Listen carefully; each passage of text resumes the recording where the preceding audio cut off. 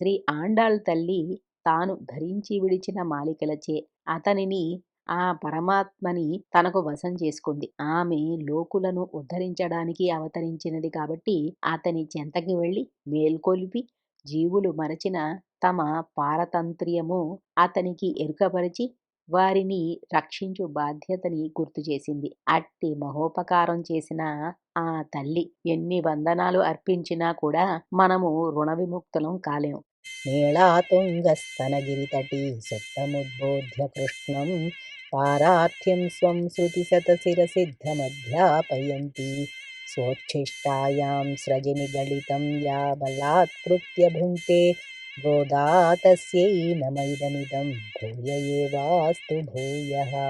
పరమాత్మకి మనందరం కూడా పరతంత్రులం కదా. ఇది సకలోపనిషత్ సిద్ధమైన అర్థం. మన భారాన్ని వహించాల్సినది ఆ పరమాత్మ. రక్ష్యాపేక్ష్యాం ప్రతీక్షతే అంటే చేతనులు ఆ విషయాన్ని గుర్తించి అతనిపై తమ భారాన్ని మోపినప్పుడే కదా భగవంతుడు ఆ బాధ్యతను వహిస్తాడు. కానీ లోకులు మట్టుకు ఆ సంబంధాన్ని మరిచి స్వతంత్రులని గర్వించి తిరుగుతూ ఉండడం వల్ల ఆ పరమపురుషుడు బాధ్యత సన్నగిల్లుతుంది. అతడు విశ్రాంతిగా నీళాదేవి దగ్గరే ఉంటాడు సుఖంగా. కాబట్టి శ్రీ పరాశర భట్టరు వారు భక్తి పారవస్యముచే విశ్వరూపాన్ని సేవించిన అర్జునుడిలాగా నొడలెరుంగని పారవస్యమున పరస్సత ప్రణామములను అర్పిస్తున్నారు. ఈ పద్యానికి విశేషార్థం కూడా ఉంది. వీరసుందర బ్రహ్మరాయుడు అనే ఒక రాజు శ్రీరంగానికి ప్రభువుగా ఉండేవాడు.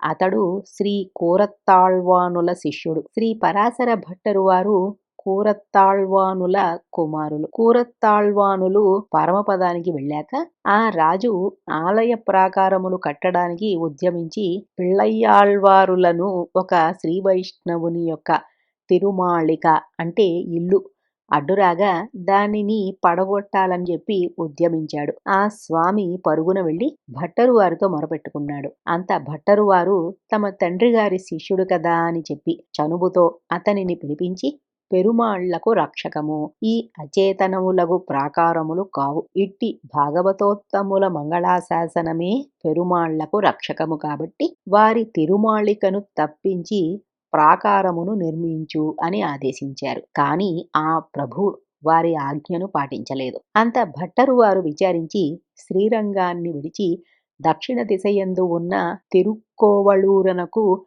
వెళ్ళిపోయారు. కానీ శ్రీరంగనాథుని సేవ లేకపోవటచే నిద్రాహారాలు లేక శుష్కించిపోతూ ఉన్నారు. వారి ప్రియశిష్యులైన నంజీయరు వారు అచ్చటికి వచ్చి శ్రీభట్టరు వారి హృదయము ప్రసన్నమగుటకై శ్రీ ఆండాళ్ తల్లిని గురించి ఒక శ్లోకాన్ని ప్రసాదించండి అని వారిని ప్రార్థించారు.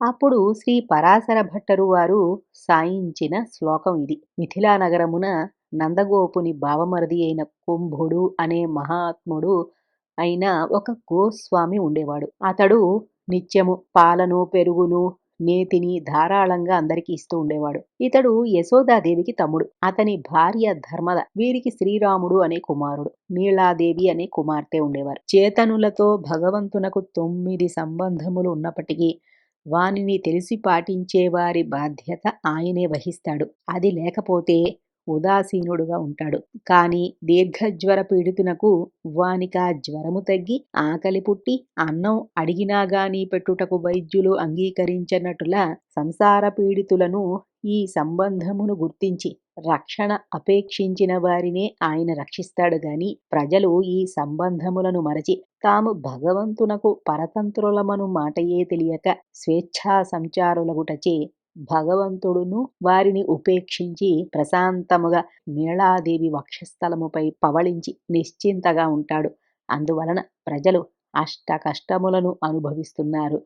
మన ఆండాళ్ తల్లి దయామయురాలగుట చేతను ప్రజలను రక్షించుటయే ఆమె ప్రథమ కర్తవ్యముగా అవతరించినందువలను పరమాత్మ చెంతకు వెళ్ళి నవవిధ సంబంధములను విన్నవించి ఆయనకు చేతనులతో నవవిధ సంబంధములను విన్నవించి వారిని రక్షించి భారమాతనిదే అని తెలిపి ప్రజలను రక్షించమని ప్రార్థించింది. భగవానుడు తనకు వసుడగుటకై తాను ధరించి విడిచిన మాలికలతో ఆయనను వశపరుచుకొని తన ప్రార్థన అందేటట్లు చేసి అందరినీ రక్షించింది. అట్టి మహోపకారమునరించిన ఆ ఆండాళ్ తల్లికి ఎన్ని వందనములు అర్పించినా కూడా మనము రుణ విముక్తులము కాలేం. కాబట్టి శ్రీ పరాశర భట్టరు వారు భక్తి పారవస్యముచే పరస్సత ప్రణామములు అర్పిస్తున్నారు. ఈ పద్యంలో వేదాంతార్థం కూడా ఉంది.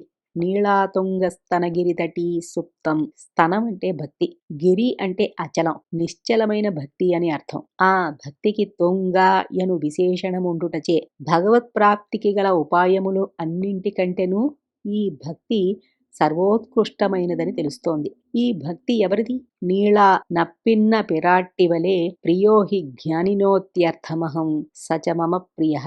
సర్వజ్ఞుడును సర్వశక్తి కలవాడు అయిన భగవంతునకు చెప్పజాలనంత ప్రేమగల భక్తునిది. సుప్తం అంటే మైమరుచునంతటి వ్యామోహం. మైమరుచుటంటే రాధ అచ్యుత దత్త చిత్తయ్యై శూన్య ఘటమున పెరుగును చిలుకునట్లును శ్రీకృష్ణుడు ఆమె భక్తికి పరవశుడై పాలు పితుకుటకు ఎద్దుజంతకు చేరునట్లు ఉండుటయే. కృష్ణం ఉద్బోధ్య అంటే భగవంతునకు చేతనులతో గల స్వస్వామి భావ సంబంధమును రక్ష్యరక్షక భావ సంబంధమును జ్ఞాపకమునర్చుట.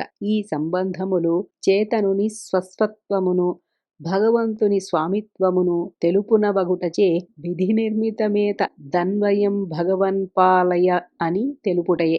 అధ్యాపయంతి అంటే వాస్తవముగా అధ్యాపనమంటే గురుచారణానుచ్చారణమే. అంటే వేదవాక్యములను ఆచార్యుడు ఒక మారు ఆదేశించగా శిష్యుడు దానిని 2 మార్లు ఉచ్చరించుట. వేదైశ్చ సర్వైరహమేవ వేద్యః వేదాంత కృద్వేద విదేవ చాహం వేదవిద్ అహమేవ. వేదము ఎరింగినవాడు నేనొక్కడనే అను భగవంతునకు కూడా ఆండాళ్ తల్లి సంత చెప్పవలసినంత అవసరము మనం కలుగజేశాం. శ్రీకృష్ణుని విద్యాభ్యాసావస్థలో యశోదాదేవి తన మాటను వినిపించుకొనక ఆటలకు మరిగిపోవుచున్న శ్రీకృష్ణుని గట్టిగా పట్టుకుని కృష్ణత్వం పఠ అనగానే శ్రీకృష్ణుడు అమ్మా ఈ చదువునకు ఏమి ఫలం అని అడుగగా ఆ తల్లి ముక్తిరేవా అనెను. దానిని విని అమ్మా నేను నా స్వగృహమున నిత్యముక్తుల చదువు విని విని విసుగెత్తి పాలు పెరుగు మీగడ వెన్న నెయ్యి మొదలగు పదార్థములు అనుభవించటానికి ఇక్కడికి వచ్చాను. నీవా విద్యోపదేశముతోనే నన్ను విసిగిస్తున్నావు. అస్తుతే ఆ ముక్తిని నీవే తీసుకో, నేను దధ్యాదీని భజామి అని చెంగును బెదిరించుకొని పారిపోయాడు. ఈ కథను వినిన మన ఆండాళ్ తల్లి ఈతనిని కట్టివేసినా గాని అధ్యాపనము సాగదని తలంచి స్వోచ్ఛిష్టాయాం స్రజి నిగళితం ఇంకా అచ్చట ఏమియూ దొరకకనో అట్టి తాడు తంకరలతో కట్టుటకిష్టము లేకనో అటూ ఇటూ చూచి తాను మెడలో ధరించి ఉన్న మాలతో అతనిని కదలకుండా కట్టిపెట్టి పారార్థ్యం స్వం శృతిశతశిరసిద్ధమధ్యాపయంతి అని తన అధ్యాపనమును సాగించిందట. ఇంత ఉపకారము చేసిన ఆ ఆండాళ్ తల్లిని తనివి తీరా సేవించకుండా ఉండగలమా?